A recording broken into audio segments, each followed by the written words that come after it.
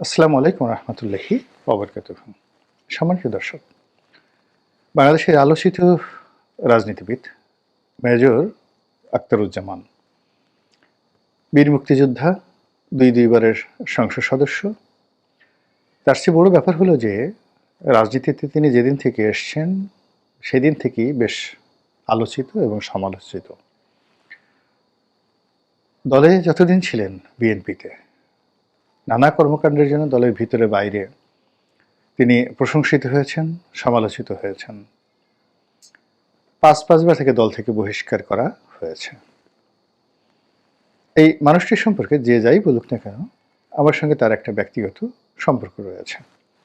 প্রায়ই আমাদের মধ্যে কথা হয়, দীর্ঘক্ষণ টেলিফোনে আলাপ আলোচনা হয়, এবং তার সঙ্গে আমার এই বন্ধুত্বের কারণ আমি জানি না।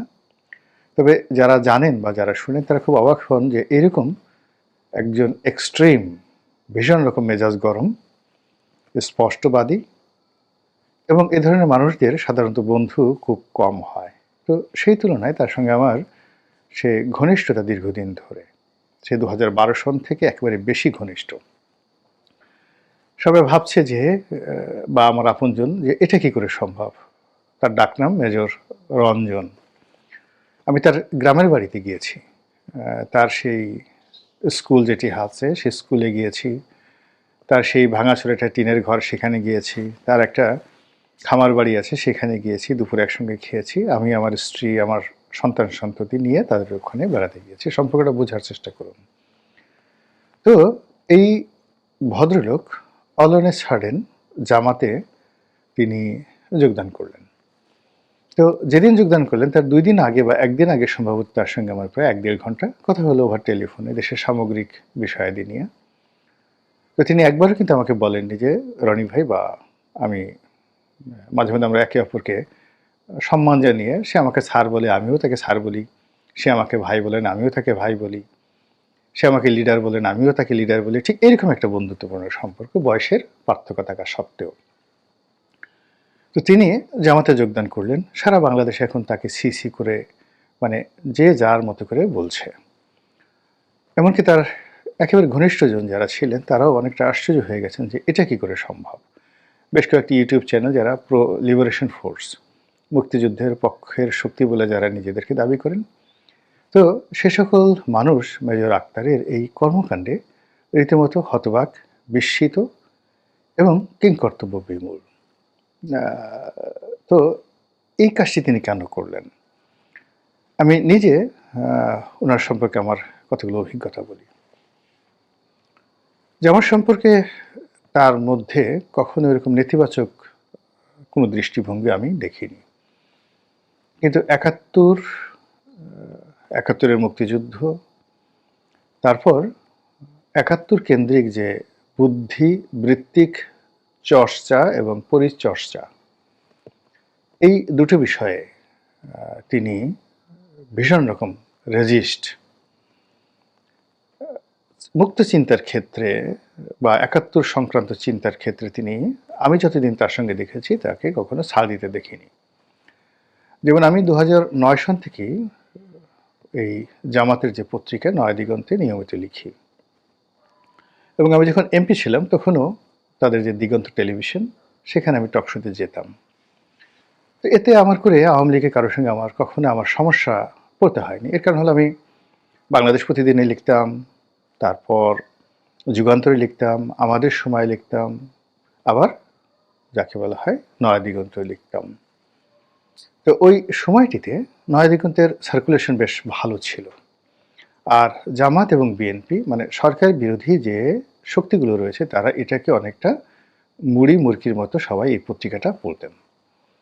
এর কারণ হলো যে বিশেষ করে আমার দেশ যখন বন্ধ হয়ে গেল, সংগ্রাম বা দিনকাল এদের ওইরকম সার্কুলেশন নেই, ইনকিলাবের ওই ধরনের সার্কুলেশন নেই। ফলে বাংলাদেশের যারা দক্ষিণ পন্থা অবলম্বন করেন তাদের জন্য, বিএনপি যারা করেন তাদের জন্য দেখা গেল যে ওই নয়াদিগন্ত পত্রিকাটি একেবারে যাকে বলা হয় টপ ওয়ান। তারা প্রথম আলো চিনত না, অন্য কোনো পত্রিকা তারা চোখ বুলাতো না, তারা কেবলমাত্র নয়াদিগন্তে তাদের চোখ বুলাতেন এবং নয়াদিগন্তের উপরই তাদের নির্ভরতা ছিল। একেবারে এটা আমি দেখেছি 2009 থেকে একেবারে 2024 সনের এই আগস্ট মাসের 5 তারিখ পর্যন্ত। এবং আমি সেই আগস্ট মাসের 5 তারিখ পুরো সময়টি এদের এই প্ল্যাটফর্মটাকে আমিও ব্যবহার করেছি, তারাও আমাকে ব্যবহার করেছেন। সবাই এই পত্রিকার যারা কলাকুশলী আমাকে অসম্ভব ভালোবাসতেন। আর যখন এই বিপ্লবটা হলো, তখন আমার কাছে মনে হলো যে নয়াদিগন্ত তার আগের জায়গাটাতে থাকতে পারবেন না। আর এখন মানে আমি যেভাবে অবাধে আওয়ামী লীগ জমানাতে আওয়ামী লীগের বিরুদ্ধে লিখেছি, আবার কখনো কখনো জামাতের সমালোচনা করেছি, তো সেখানে আমার একটা নির্ধারণ স্বাধীনতা ছিল। কিন্তু আমার কাছে মনে হয়েছে যে এই জুলাই আগস্ট বিপ্লবের পরে নয়াদিগন্ত পত্রিকায় জামাত এবং বিএনপি সমালোচনা করে আগের মতো আমি লিখতে পারবো না। কিন্তু আওয়ামী লীগকে গালাগালি করে যদি আমি লিখি, তাহলে সেটা হয়তো তারা খুব সুন্দরভাবে ছাপাবে। তো এই কারণে মূলত সেখান থেকে আমি লেখা বন্ধ করি এই জুলাই আগস্ট বিপ্লবের পরে। আরেকটি কারণ, সেটা অত গুরুত্বপূর্ণ নয়, সেটা হলো ওদের কাছে আমি প্রায় 4 বছরের বিল পাই। প্রায় 5 লাখ টাকার মতো তার কাছে আমার পাওনা আছে, যে টাকাটা ওরা দিচ্ছে না বা দিতে পারছে না। কিন্তু এখন ওদের অবস্থা ভালো। আমি চিন্তা করছি জামাতের আমিরকে একটা খোলা চিঠি লিখবো যে আপনার পত্রিকা আমার টাকা দিচ্ছে না। ফেসবুকে ওনার ছবি সহ দিয়ে দেবো যে আপনাদের তো এখন রমরম অবস্থা, ব্যাংক আছে, বিমা আছে, টাকা পয়সার কোনো সমস্যা নেই। আমি একজন হাতে লেখক, অনেক কষ্ট করে মেহনত করে আপনার পত্রিকায় লিখেছি, তো সেখানে 4-5 লক্ষ টাকা আমি আপনার কাছে পাই, কেন দিবেন না? আমি এভাবে একটা স্ট্যাটাস দেবো যদি আমি খুব দ্রুত বিলটা না পাই। তো যেটা বলছিলাম যে নয়াদিগন্তে যখন আমি লিখতাম, তখন মেজর আক্তার বাংলাদেশ প্রতিদিনে আমার সাথে লিখতেন, আমিও লিখতাম, তিনিও লিখতেন। তো আমি তাকে বললাম যে ভাই আপনি এক কাজ করেন, নয়াদিগন্তে লিখেন। নয়াদিগন্তে লিখেন বিকজ আপনি যে আইডিওলজিটা সেল করতে চান সেই পাঠকরা তো মূলত নয়াদিগন্ত পড়েন। কিন্তু উনি বললেন যে না রে ভাই, এটা মুক্তিযুদ্ধ বিরোধী পত্রিকা, তারপরে জামাতের পত্রিকা, আমি এখানে লিখব না। একইভাবে কিন্তু আমি এই নয়াদিগন্তে লেখার জন্য মাহমুদুর রহমান মান্না সাহেবকেও রিকোয়েস্ট করেছি। তো মান্না ভাই ইসলামী ব্যাংক থেকে লোন নিয়েছেন, এই 38 কোটি টাকা তার লোন আছে, কিন্তু নয়াদিগন্তে লেখার ব্যাপারে তার নিদারুণ আপত্তি ছিল। এখন সেই মেজর আক্তার হঠাৎ করে যখন জামাতে যোগদান করলেন, এবং তিনি তার জীবনের অনেক গুরুত্বপূর্ণ একান্ত ব্যক্তিগত, এই তিনি যথেষ্ট বয়স হয়েছে তার, তো একান্ত ব্যক্তিগত বিষয়গুলো আমার সাথে খুব গোপনে আলাপ আলোচনা করেন। কিন্তু এই যে জামাতে তার যে যোগদান, এই বিষয়টি নিয়ে তিনি আমার সঙ্গে কখনো আলোচনা করেননি। আমার কাছে যেটা মনে হয়েছে যে এক ধরনের ফ্রাস্ট্রেশন থেকে, এক ধরনের ক্রোধ থেকে তিনি এই যাকে বলা হয় জামাতে যোগদান করেছেন। তার নির্বাচনী এলাকাতে তার বিশাল একটা প্রভাব আছে, ভোটার আছে। দীর্ঘদিন ধরে তিনি ক্ষমতায় থাকার সময়তেও যেমন দাপট দেখাতেন, ক্ষমতা চলে যাওয়ার পরেও তিনি সেই দাপট দেখিয়েছেন। আওয়ামী লীগ জমানাতে দেখিয়েছেন, এখনও দেখাচ্ছেন। তার নির্বাচন এলাকা কেন্দ্রিক তার একটা প্রভাব প্রতিপত্তি রয়েছে। 2 নম্বর হলো তিনি খুব রাফ অ্যান্ড টাফ চলেন। তো একা একা দাঁড়ালেন, মানে তার সঙ্গে যদি আপনাকে ফাইট করতে হয়, তবুও 10-12 জন লোক লাগবে। মানে এত লম্বা, এখনও যথেষ্ট শক্তি সামর্থ্যবান, সাহসও আছে। তো এত সহজ জিনিস নয়। ফলে তাকে মোকাবেলা করা, মানে নির্বাচনী এলাকাতে অনেকেই এই ঝুঁকির মধ্যে যেতে চায় না। তো তার বিভিন্ন সময়টাতে আমি দেখেছি যে তিনি মনে প্রাণে বিএনপিকে ভালোবাসেন।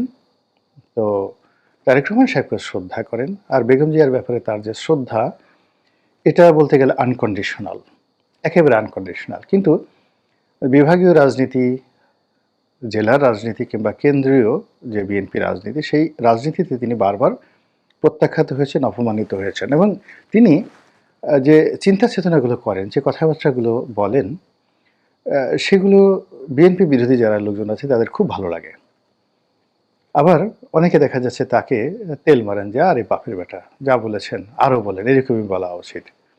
কিন্তু কার্যত বিএনপি তাকে 5 বার বহিষ্কার করেছে, 4 বার গ্রহণ করেছে, এটা বিএনপির পক্ষে সম্ভব, এবং এটা আওয়ামী লীগ বা অন্য কোনো দলের সম্ভব নয়। অথবা বিএনপিতে থেকে তিনি যে কথাগুলো বলেছেন, তার 100 ভাগের 1 ভাগ কথাও তিনি জামাতে থেকে বলতে পারবেন না।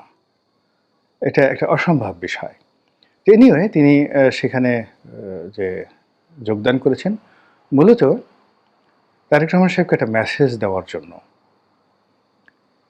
এবং সেই মেসেজটি সেটা হলো যে জামাত যেভাবে তার দলকে লিবারেল করে দিয়েছে এবং তার দলে যেভাবে হিন্দুদেরকে ঢুকানোর জন্য, তারপর মুক্তিযোদ্ধাদেরকে ঢুকানোর জন্য জামাত যেভাবে মরিয়া হয়ে পড়েছে, ফলে সারা বাংলাদেশে এরকম মেজর আক্তারের মতো অসংখ্য মানুষ যারা মনোনয়ন পায়নি, যারা বিক্ষুব্ধ অবস্থা আছে কিন্তু এলাকাতে জনপ্রিয়তা রয়েছে, জামাতের ভোটের সঙ্গে তাদের ব্যক্তিগত ভোট যদি যুক্ত হয় তা সেক্ষেত্রে হয়তো নির্বাচনী এলাকাগুলোতে একটা নতুন সমীকরণ তৈরি হবে।